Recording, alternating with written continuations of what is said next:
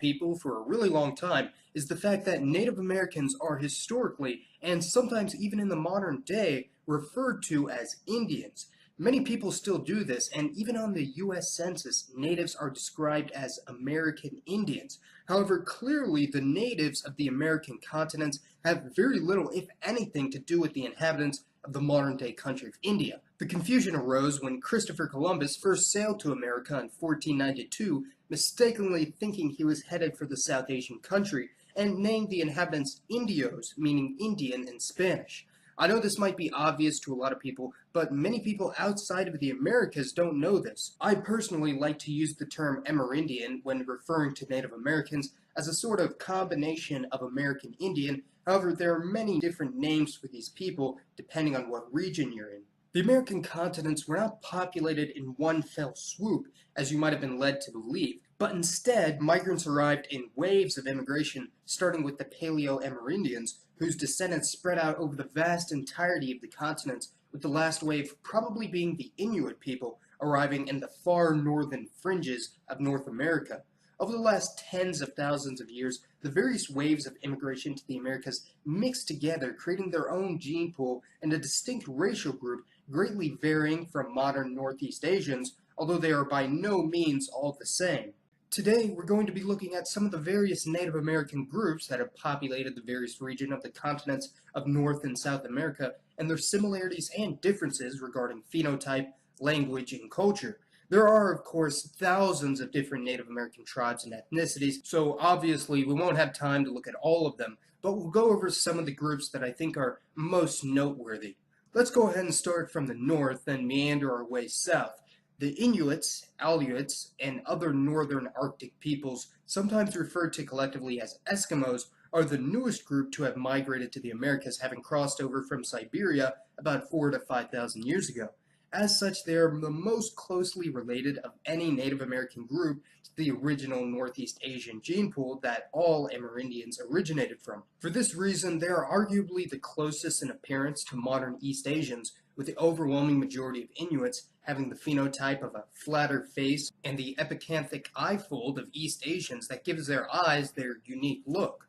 They also generally, but not always, have a lighter skin tone than other Native Americans, although they still have very dark hair and eyes.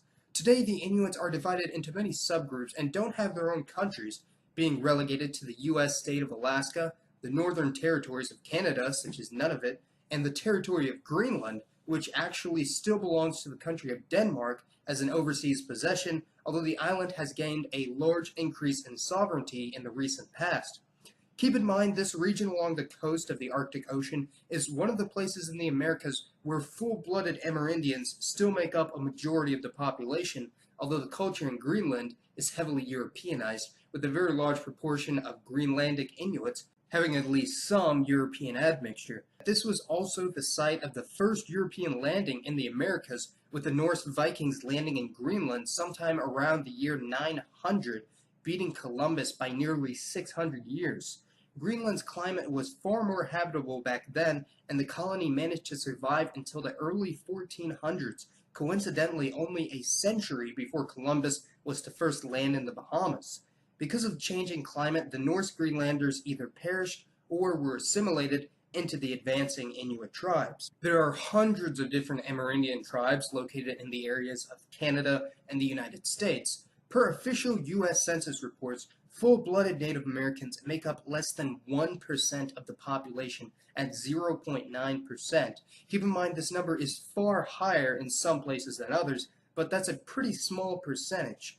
When including those of at least half Native ancestry, this number rises to about 1.5%, but this estimate doesn't include Americans of mestizo origin, who probably have 30 to 50% Native DNA. Some of the larger Native American groups in the continental U.S. would include the Cherokee, Sioux, and Chippewa.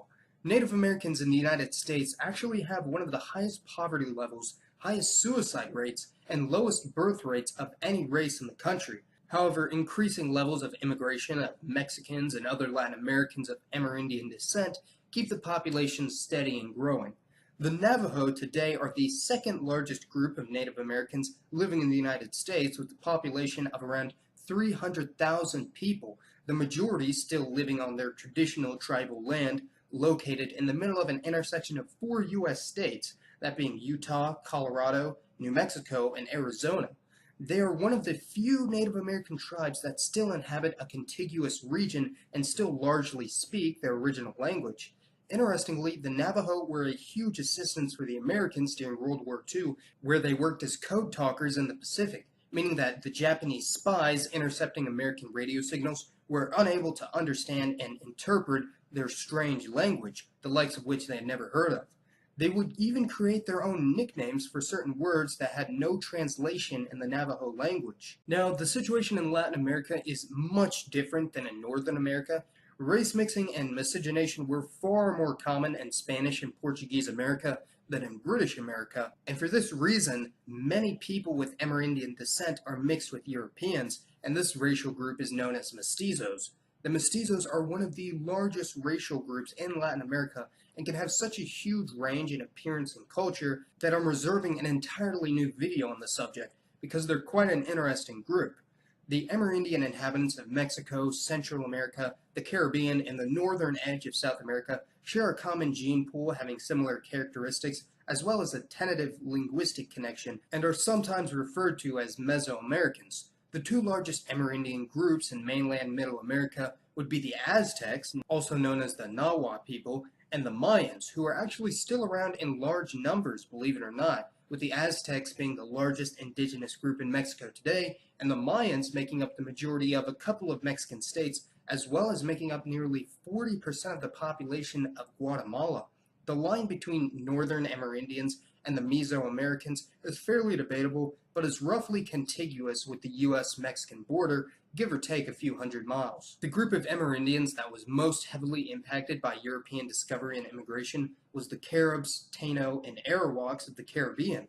The Spanish occupation in Cuba, Hispaniola, and Puerto Rico was particularly brutal to the natives living there, with virtually the entire native populations of these regions either wiped out or absorbed into the emerging mixed-race populations in these nations. The Spanish received a particularly fierce opposition to their colonial endeavors in the Caribbean, and as such, the Spaniards were fairly merciless in dealing with Taino rebellions, which is why there are no longer any full-blooded Taino living in the area today. Because of the vast differences in climate between North and South America, with South America not only having the vast Amazon rainforest, but a variety of different climate regions, including actual deserts as well, the native Amerindians of South America are far more isolated, diverse, and divergent from each other. The natives in areas like Brazil, Colombia, and Venezuela make up only a fraction of their populations at around 1 to 2% for each, and even the largest of the native ethnic groups